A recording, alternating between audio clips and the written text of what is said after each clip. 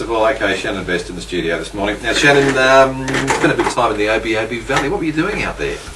I was over there and I was working on an orchid farm. I was helping my friend Christopher Dean set up a orchid farming business over there.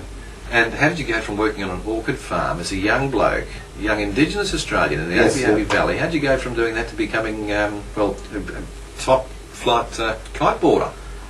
Well, I suppose that's it's a long story, but it could be a short story. But there's a cable park at Blybly. So, the Obi Valley where it was, I'd duck over to Blybly all the time and train over there. Mm-hmm. All right, so Kate, so you're into wakeboarding. You won the first competition there at Blybly. Yep. And then the judges said, "Son, go overseas, go and make some money." Yes, and I took their advice. All right. So where'd you move to? Moved to South Florida, and I moved to a place called Quiet Waters. And Quiet Waters is one of the first and famous cable parks in the world. So it was originally built by the man who designed cable parks, and went over there and worked over there for a couple of months, and then got onto the pro tour of wakeboarding, and then that was it. So did that for about 5 years or so. But then how did the actual kiteboarding come to be? Towards the end of my wakeboarding career, I was courted by one of the owners of one of the kiteboarding companies who wanted me to come on and teach their team and learn how to kiteboard and sort of integrate wakeboarding with kiteboarding. This guy was very visionary and could see that kiteboarding needed like a heavy wakeboarding influence, which basically kiteboarding is wakeboarding.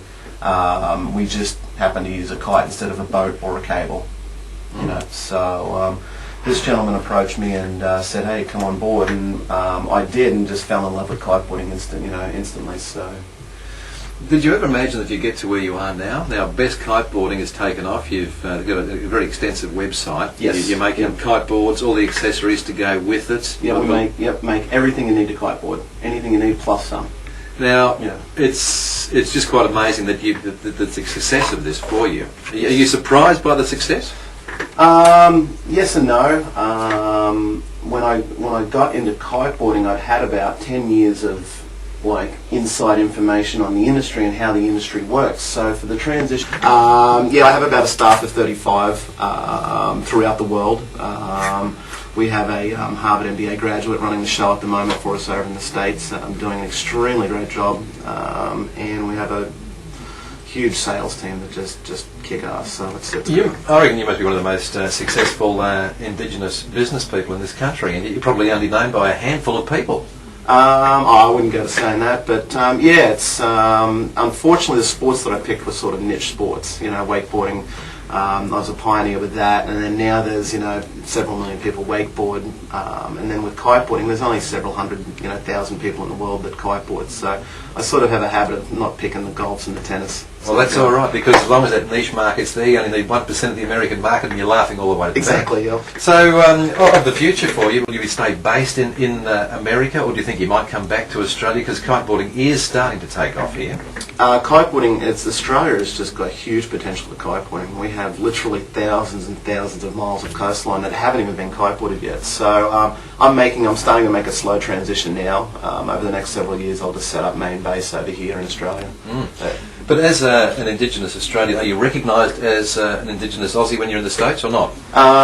Where do they think you come from? No, people that know me know my background and all that. So my mum's heavily involved in on the Indigenous side. So and then all of our kites' names are all actually Indigenous Aboriginal names. So that's sort of when people ask where our kites come from, we go, well, that's all where the names come from, because that's sort of a really important marketing thing. Such as we have the Yaga.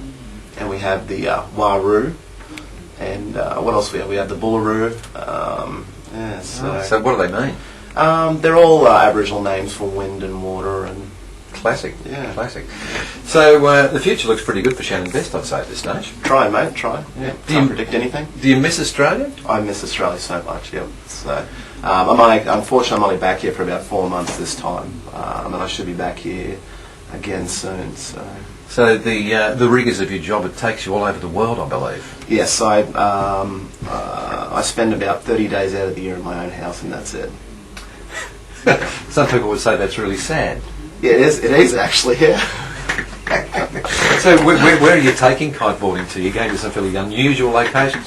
Well, with kiteboarding, you need a beach. Well, you don't really need a beach, but it sort of involves, sand and water and wind, and so I sort of get to travel to all the most, beautiful beaches in the world and hang out with cool people, in kiteboards. So I just was in Brazil, and then quickly went back to Florida, then flew over to Japan, and we travelled the whole coast of Japan, and then flew over to here. So, and then I touched down back in the States next month, and then I'm straight off to South Africa. Mm.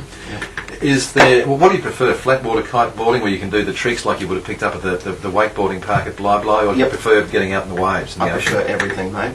Yep. The whole damn lot. Yes, I try and sort of be an all-round kiteboarder and not sort of specify in one aspect. So I really try and take facets of each discipline in the sport and combine them all. So I like the speed, I like racing, I like the waves, and also doing the flat water tricks. So I try not to specialise. So you are still competing professionally, or are you just overseeing your team riders now? I don't plan to compete, but I normally show up and I'll sign up for a competition, and then I normally flog most of my team riders. So then for the next couple of days I harass them about that. So I'm sort of questioning what their job is.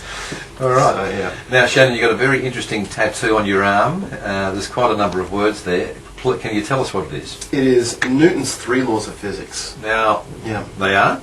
An object in motion tends to stay in motion. Object at rest tends to stay in rest unless acted upon by an outside force. And then acceleration equals mass over force, and then every action has an equal and opposite reaction. And the reason you put it there? They're the only 3 laws you can't break. Shannon, best, lovely to meet you. Thank you very much for coming in whilst here on the coast, and I think we'll see you back here again, because as I say, it seems to be growing in popularity. You just got to get down to any of the beaches now when there's a bit of a breeze in the Arvo, and there's kiteboarders out there everywhere. Very popular on the Marucci River and Noosa River as well too. Good on you, Shannon. Thanks for coming in. Anytime, mate.